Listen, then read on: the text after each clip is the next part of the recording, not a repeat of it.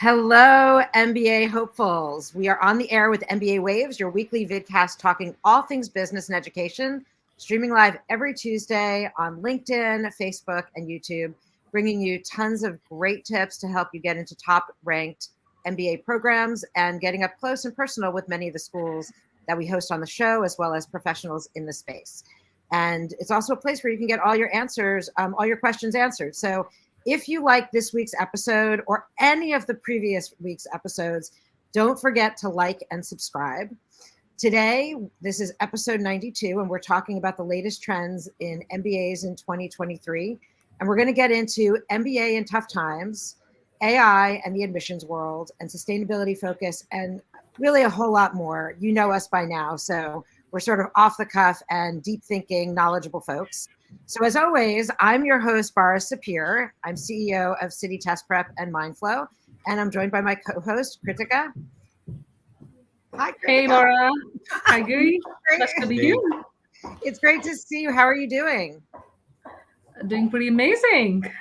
Awesome. Will you introduce our awesome host? I'm super excited to have him on board. Absolutely. I have been following Giri's journey for over 3 years now.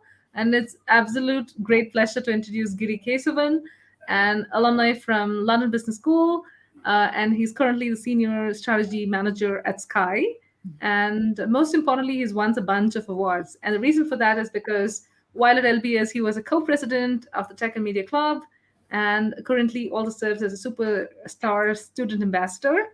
And to borrow the words of David Morris, Head of Technology and Media Careers at LBS, Giri has truly created lasting impact.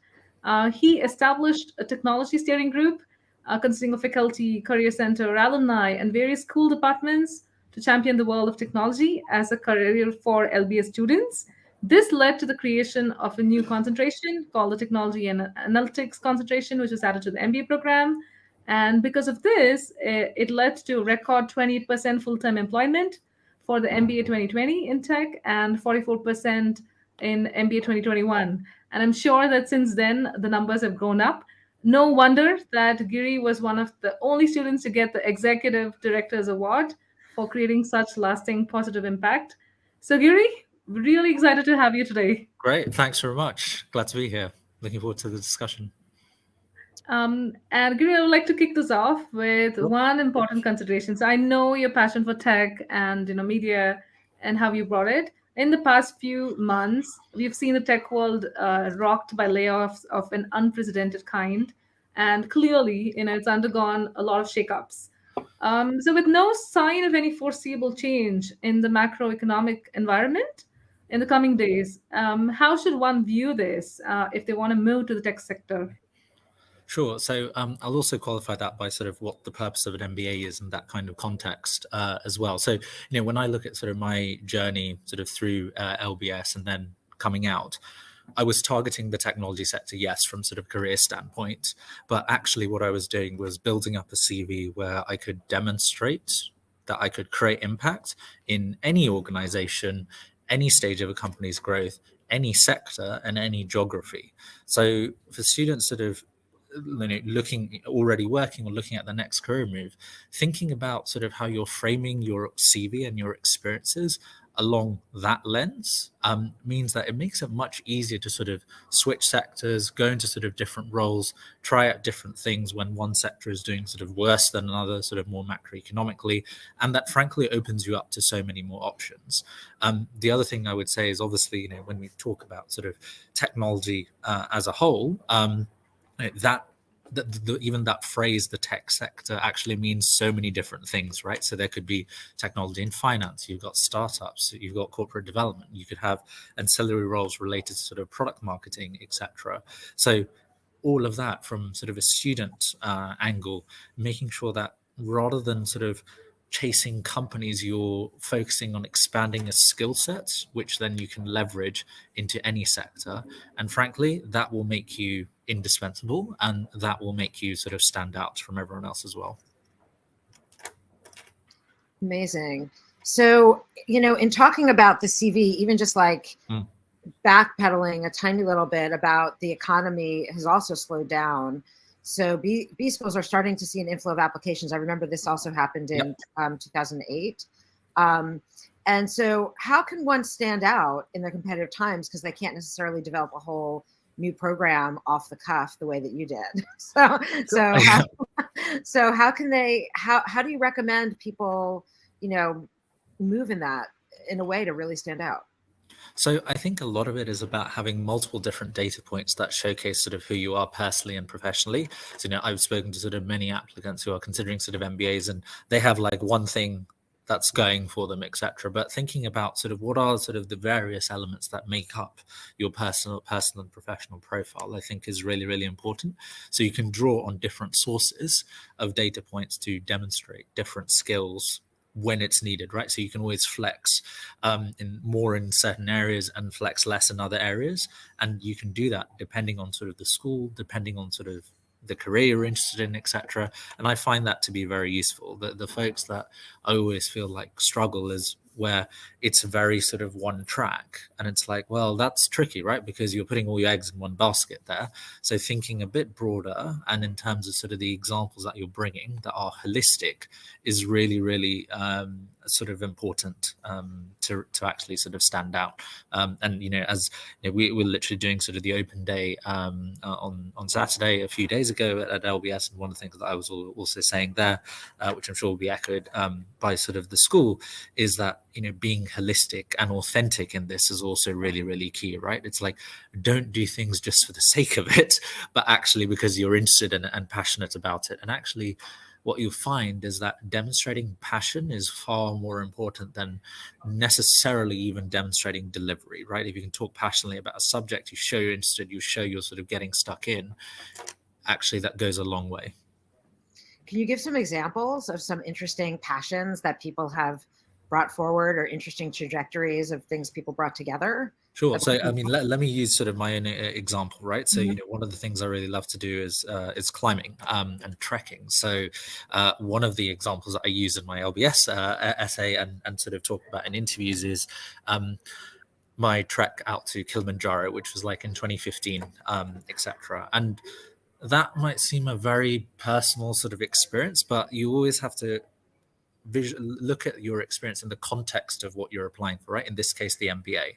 So, I can say, one of the things in leading a trek like that teaches me so much about leadership, right? So as an example, you have sort of a goal, which is to reach the summit, but you have to take those incremental steps to get there. So how do you keep the team motivated when, all they see is sort of the end goal, but there's nothing in the middle, right? So how do you actually motivate people?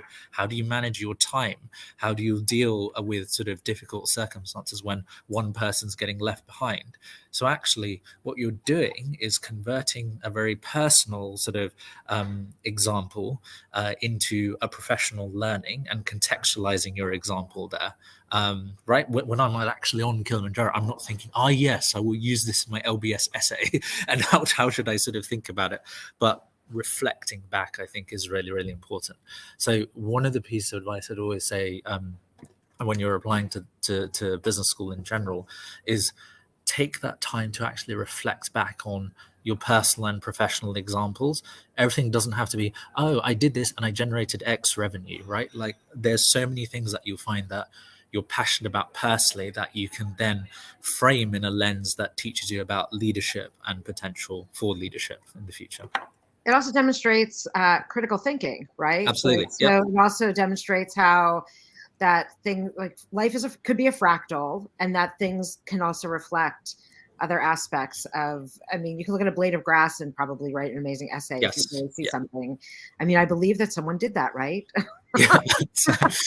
And that's the thing, right? Because it's all about perspectives and sort of, the one key phrase that you'll see in any MBA sort of program is the whole point of the degree is actually to provide perspectives, right? So if you need to start that journey yourself by thinking about your own experiences and different perspectives and drawing on that.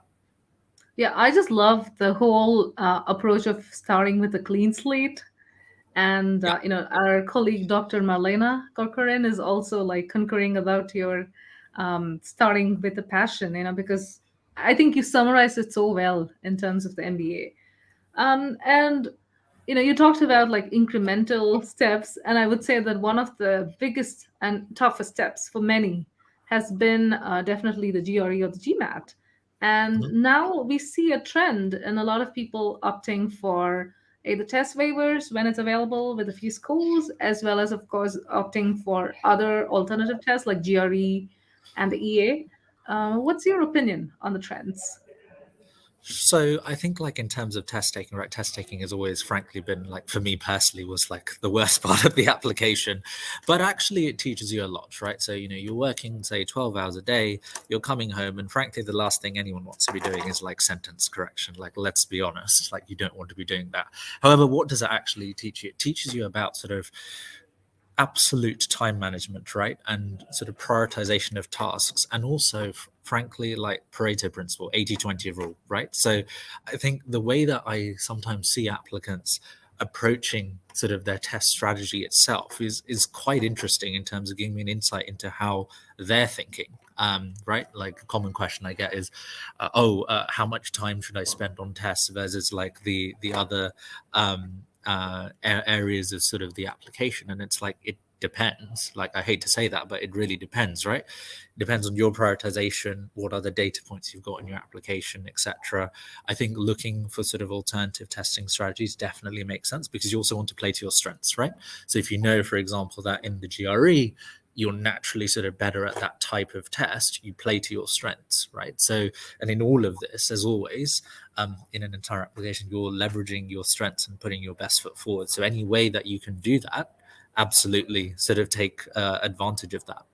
I'd say the one thing I would caveat though is don't expect sort of all schools to offer sort of test waivers as such. And people might say, oh, what can you possibly learn from sort of a single test versus like an entire application, right? It is a data point, but it's a standardized data point. And I think that's quite useful because it kind of shows where everyone is on sort of a very standardized sort of plane, right? So I'm sure schools find that useful in terms of admissions, etc. But don't let that, it's a data point, but don't let it be a defining sort of data point, sort of as it were, of sort of any application, I think. But treat it as an opportunity to again flex your strengths and go along with that. Since this is this pool that or the pond that I swim in, I love everything that you've said. And the thing is that it's a reasoning test, and it is a data point, and it is coachable, and you can improve, and it winds up being a learning opportunity, exactly like what you said. And so if you look at it with that growth mindset of like, what am I going to get out of this, and how can I make the best of this situation? I mean, the GMAT to me is something that is a little bit more slippery. Like the questions are a little bit less overt in how they're asking the questions and what they're actually able to track. It's a reasoning test, whereas the GRE is a bit more, because it is more general and so many programs accept it. It winds up being, it's just a different kind of test, and figure out which one you do better on. But if people who are listening who are interested in the GRE and the GMAT, we are going to have another episode soon that really gets into the weeds with this. So with someone from ETS. So please, definitely tune in then about it. But it is important. It's an important consideration for schools, and it's an important consideration for you as an applicant, and you really can shine. Like, it doesn't take that much work. I mean, it's a lot of work. Mind you, I've been in the business for 30 years. It is a lot of work, but relatively speaking, it's the one thing that you can really change, that and the essays. Like, you can't change your grades. Yeah. You can't change your work experience, right? So you can change how you present and the perspective, but it's something that you really have some agency over in the moment. And I think, like, just quickly, one thing I really like about actually the GMAT, for example, is if you look at sort of the GMAT, right, you have the official book, nice fat book with all those questions. Anyone given time can answer all of those questions. It is not a test of knowledge, i.e. it is not a test of what you should think. It is a test of how you think, right? So your test taking strategy is about the how, not the what. And in any MBA program, the fundamental learning outcome is not telling you what to think. We don't go into a classroom and say, here's the case, this is what you will think and learn. the whole point is to teach you how to think, and really the test and the test taking strategies are part of that, right? So, you've got a problem which can be solved in many ways, and under different constraints, but what it's teaching you is how you actually think, how you solve it quickly, how you do it in certain ways. And I think that's great preparation for when you're actually in a sort of an MBA program. There's definitely a political joke in there that I'm not going to make about what's going on in the United States right now, but I'm not going to do that. I'm not going to go there. So following suit, it seems like the AI generated writing is a big, huge topic. I know in the test prep world, we're talking about it a lot. The admissions consulting world is talking about it a lot. So how do you think that the AI generated writing is going to change the world of MBA admissions? So I think a lot of it, so for example, I could go onto ChatGPT and say, hey, write me an admissions essay. It would be very factual, but what it won't be is authentic. And I think, frankly, I find it very easy to sort of be authentic in sort of interviews and so on, right? And in terms of what I write, etc., it flows very, very naturally. So I'm sure that people reading sort of these types of essays can actually sort of see that as well, to be honest. So focusing on being authentic, I think, is absolutely key, and no AI is going to sort of help you do that. Where it could be interesting is how to sort of structure your essay, so you can kind of see where things are sort of structured. But ultimately, like, it's your writing. And also, I would say, if you're submitting something that's sort of AI generated, frankly, all of these schools will have very in-depth sort of interview processes where, again, in the classroom, it's not really setting you up for success, right? Because you're going to be asked your opinion about a topic. You're not going to have help. You're going to rely on sort of your own skills, your intuition, and drawing in from your background. The other thing I would say is that it's frankly like very hard for sort of AI generated tools to write like a good essay, I think, because if I look at sort of, the types of things that I wrote in my LBS essay, some part of it was, the specific elements of the school that were really useful to me, right? Like London Cap, etc. Those are things that you can find, on the website, etc. Right? Like, what are the elements of the program that is unique about LBS that you'll be able to sort of find? What it doesn't tell you, though, is how are you going to create impact, right? Which is ultimately, became actually a huge focus of my LBS application. A lot of it was about, okay, I have a background in tech. These are sort of the areas where I think the school can sort of improve. So this is how I'm creating impact. So again, focusing on sort of the how, and also the conversations that I've had with various people and what sparked that sort of interest in the program, right? That cannot be automated. So I think there's actually, still a huge scope for sort of individuality and that authenticity that just cannot be replicated. Yeah, and to your point, like how you said the GMAT or the GRE itself and how you prep for those tests are a way of helping you develop those critical thinking and other skills. I think personally the essay is something which really helps you introspect. And to me, the essays are always the tools that you use to shape the narrative. And so I would say that like ChatGPT is going to help somebody who's probably in, say, like, a 20% to maybe a 50%, but then that's it. It's just going to bring somebody to an average essay at the, in the worst case. But then again, like, you also had thousands of essays lying around that you had access to even before ChatGPT. But I would say that maybe it's going to increase the operational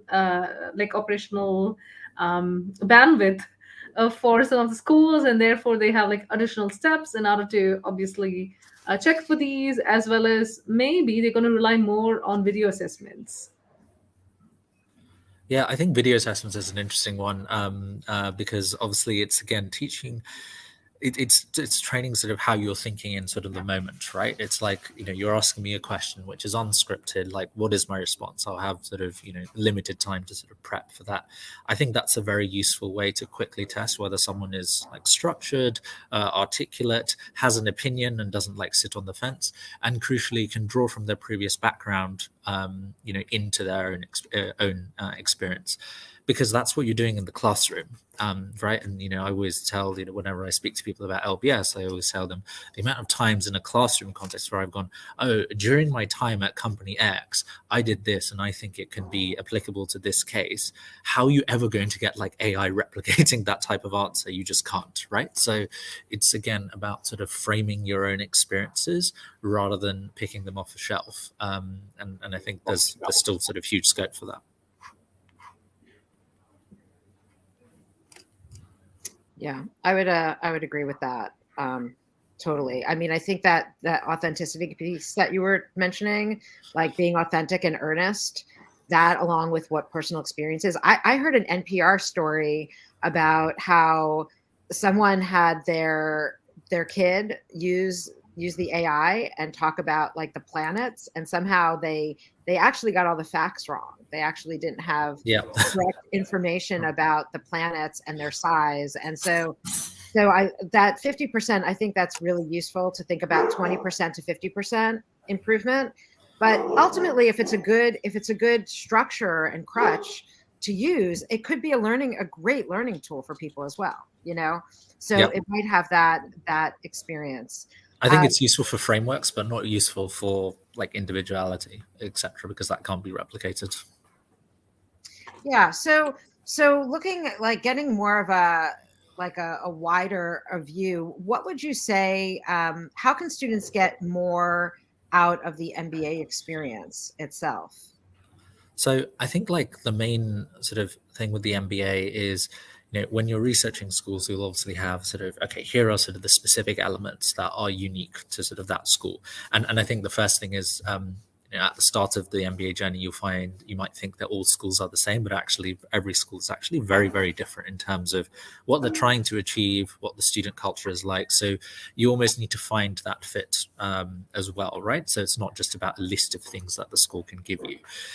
The really sort of interesting sort of element, I think, comes in, and this is why sort of frankly I chose LBS, and I always say this to people, it is a school where I knew I could make impact, right? I'm here, I want to get here, LBS is in the middle, but actually more than that, I know that I can create change and create sort of impact. That's when it gets a lot more interesting, because you're learning new things, right? I'm basically treating LBS, my MBA, as less of, oh, I come here and you guys, I learn a few things, I tick all these program requirements and I get a degree. It changes that to, oh, I come here, you're giving me a platform, we're going to collaborate together and build something unique and craft a journey that at the end, it's not sort of the degree, the program office giving me a degree certificate. It's more, oh, we earned this together, right? In a partnership between students and staff and alumni and faculty. That gets you a lot more. That's how I think you get a lot more out of sort of the experiences, to really lean in to seeing, oh, I'm not just going to take things at face value. I'm not just going to take opportunity, but I'm going to create opportunity. And the process of creating opportunity itself is a great learning experience, because it allows you to apply what you're learning in the classroom in real time, to add real impact to your fellow students as well. And ultimately, that's very, very rewarding. I completely love that perspective. The other day, we were just talking about networking, where we said that, hey, it's all about give and take, and the more you give, the more you get. And I think that's also something B schools want.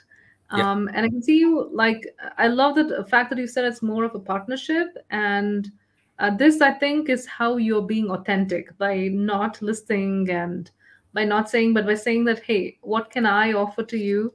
And that mindset shift that happens is exactly when you become a leader, which I think is the purpose of the program. So hearing about that, see, and I know one more important trend that is so critical for all of us, and it's going to impact all of us, is sustainability. And in fact, like more and more specialty sustainability degrees are cropping up, as they should.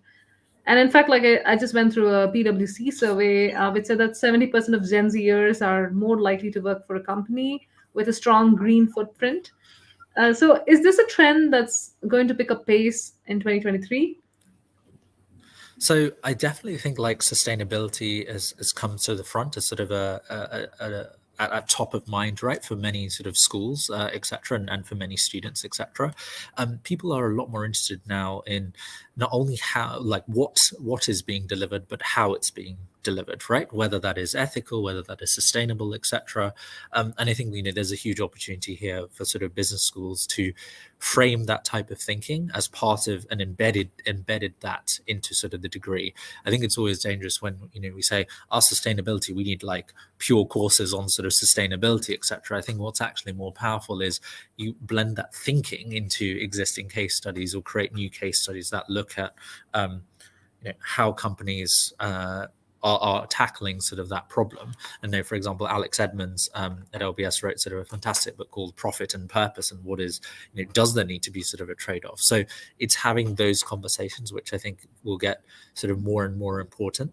I think what we generally see sort of as a trend, talking to sort of my class and comparing sort of previously, even sort of the sectors that people go into, there are just a lot more metrics now that people use to judge employers by, right? It's not only just about sort of salary, etc. So the KPIs for what people think of is sort of a fulfilling career is quite different, right? And that's different for different people, because the other thing I find interesting about an MBA is you don't find everyone at sort of the same life stage as well, right? So actually understanding what matters most for you and framing your education around that, I think, is really, really key. So thinking about things from that lens and bringing that perspective in. Sustainability is big.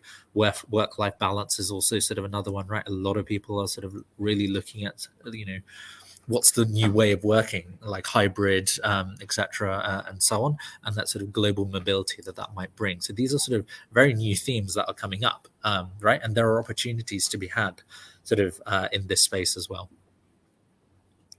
Interesting. I'm thinking also, just as we think about trends, we're all coming out of COVID, right? We're all coming out. I don't know what LBS did during COVID in terms of their learning format, but I know that LBS was one school that emphasized more on experiential learning. Correct. Yeah. So focusing on that as opposed to traditional classroom-based teaching, how do you see that trend either happening in the LBS community, or how are they dealing with the post-COVID reality? And are you seeing anything even in other business schools and how they're responding? Sure. So I think experiential learning is sort of very key. I actually worked with that team sort of a lot, sort of during my time at the school, because I found it personally sort of very interesting, because what you want to apply from the classroom, you want to apply to industry, not only in London, but across the world, right? So, treks, etc., and so on. But it goes beyond sort of these tentpole structured pieces of experiential learning, as it were. So in LBS's case, things like the global experience, etc. It goes way beyond that, right? Experiential learning is about how you're applying what you're learning to industry in a very experiential way. One of the things that I found very interesting during COVID was, of course, people couldn't travel, etc. But the school actually took that opportunity to create a new course, which I actually sort of speak at every semester, called Digital for Impact, where actually we're saying, right, so we can't travel anywhere. Okay, that's obviously like a problem. What we can do, though, is to leverage that, because now everyone can go on Zoom and do conversations like this while I'm still in the office. So we can leverage that by creating sort of a new course to create sort of real life opportunities when we couldn't do it before. So in this case, Digital for Impact basically has sort of groups of students doing remote consulting, or remote, with emerging economies across Africa. So I was doing sort of consulting in a team of 6 across sort of New York, London, and Dubai, sort of 3 sort of campuses where sort of some of our students are at. And we were working with a client in Uganda for 4 months. There is no way on earth that the school would send us to Uganda, obviously, for 4 months, right? And to do that in person. But because of the virtual learning sort of experience, that actually opens up so much more things that you can do sort of experientially, right? So I think what I've seen, certainly one of the things I'm very proud of at LBS, is we really took that not only as sort of, okay, guys, this is a really tough time for the world, but actually Yes, but also let's take the opportunity to do things that we wouldn't have done in a normal context, and that works out very well.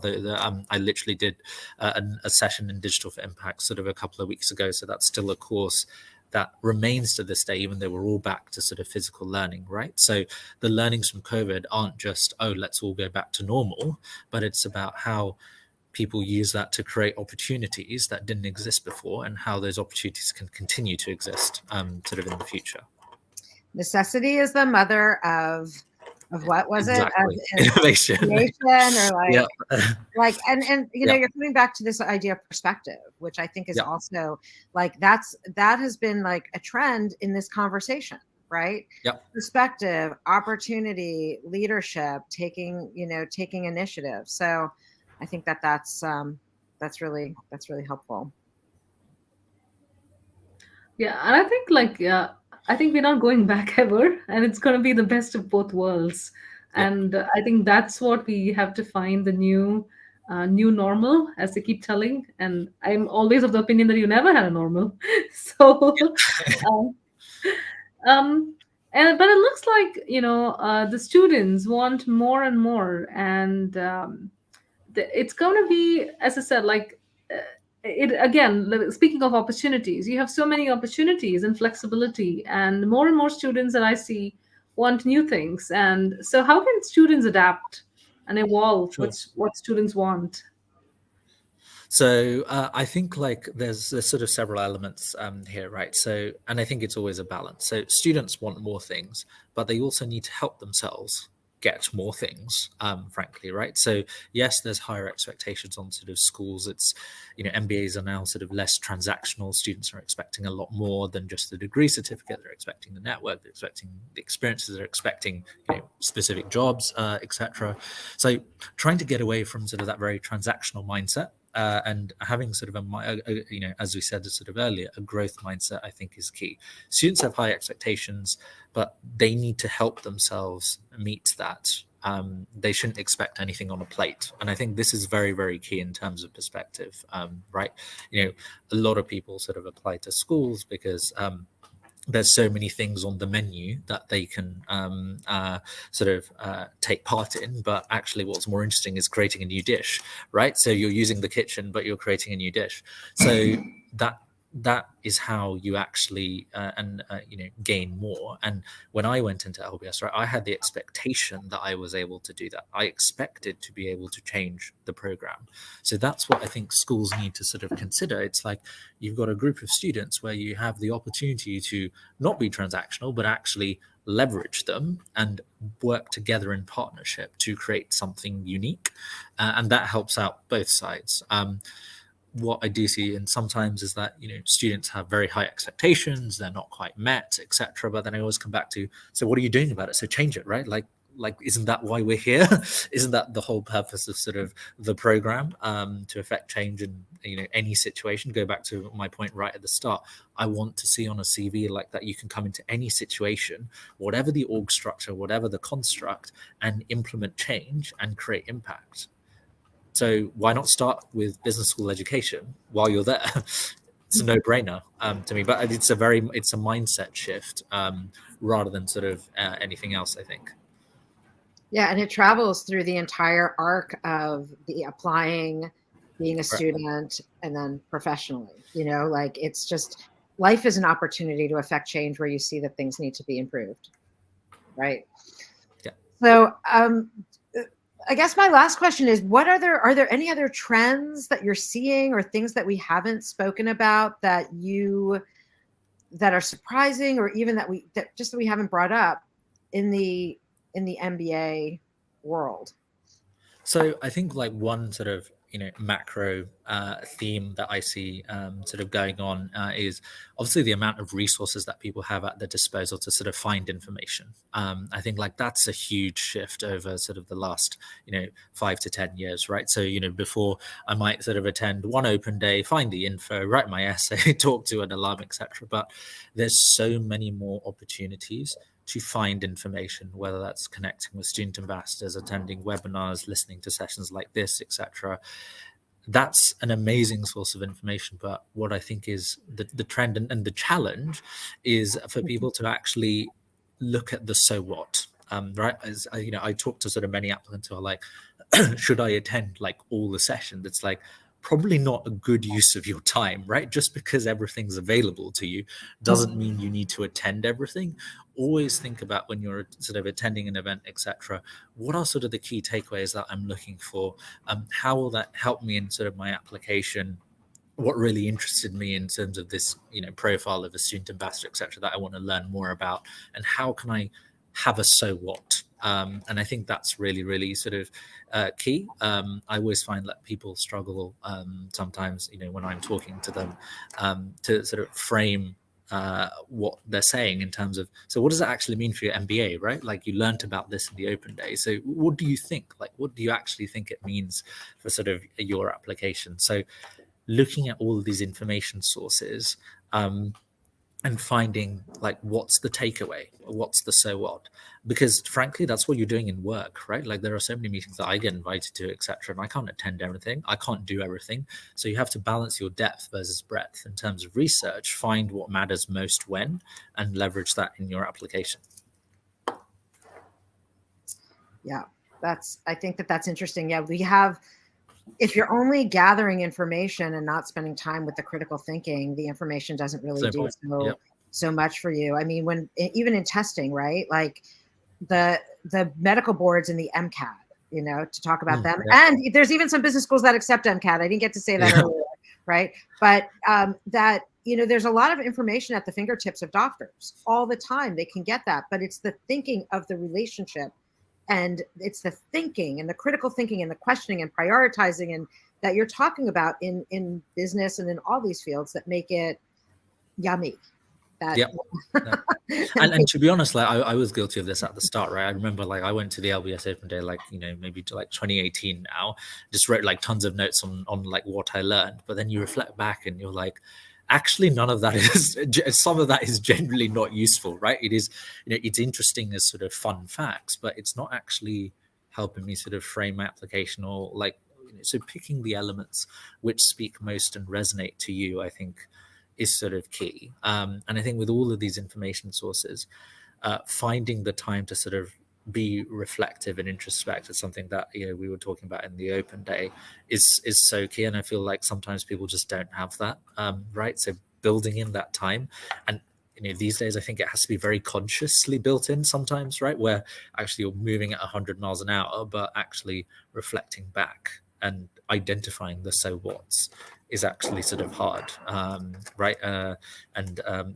my LBS essay was written actually in a cafe in Taiwan, because I was doing like a solo trip, because I was like, in a normal work setting, I'm going so fast that I literally don't have the mental headspace to go back, reflect, do all the things that we talked about earlier in the chat about sort of the so what does it mean? How do I connect the dots? So almost thinking to yourself as a first step, like, what environment do I need to create so that I can take all of these, like this flow of information, and structure it, crystallize it, identify what matters is actually itself a key skill, and will be a key skill going forward. Yeah, I just love that. And I'm going to give a quick analogy. I always tell people, like, think of it like going to a buffet and you're going to pick what you want to eat. So even though it's the same for everybody, you probably are taking more of something versus the other. Like, I just love that perspective of what you put there. Yeah. I think we often talk about why, like, what's your why? What's like, even in test prep, which feels like it's a very singularly driven thing. Like, well, I want to get a great score, but why? Like, why? What is that going to do for you? Like, you have the bigger picture is so much more interesting than that number, right? Yeah. Cool. Well, I want to thank you so much for joining us, Giri. No worries. That's all that we really have time for in this episode. Cool. And I also want to thank Krithika and, of course, the audience, everyone who's joined us, Dr. Marlena Corcoran. Like, it's so great to have your comment on here as always. And we're excited to have, like I said, our audience join us. And if you like this episode or other episodes, please give us a thumbs up. We'd love to hear from you in the comments. If you have any questions, about this topic, or if you'd like to suggest topics for future episodes, we'll definitely get back to you. So to subscribe to MBA Waves, stay on top of all the latest trends by following us and in the news of the world of MBAs, business and education. And don't forget to check us out next week, the same place and the same time, for full access to the upcoming and past episodes. Go to MBAwaves.com. I'm just slipping up completely on this outro, but I want to say goodbye to everyone. Next week, it's what's on the GRE and why is it being tested. So please join us for that. And everyone have a great week. And thank you so much again. Thanks very much. Thanks.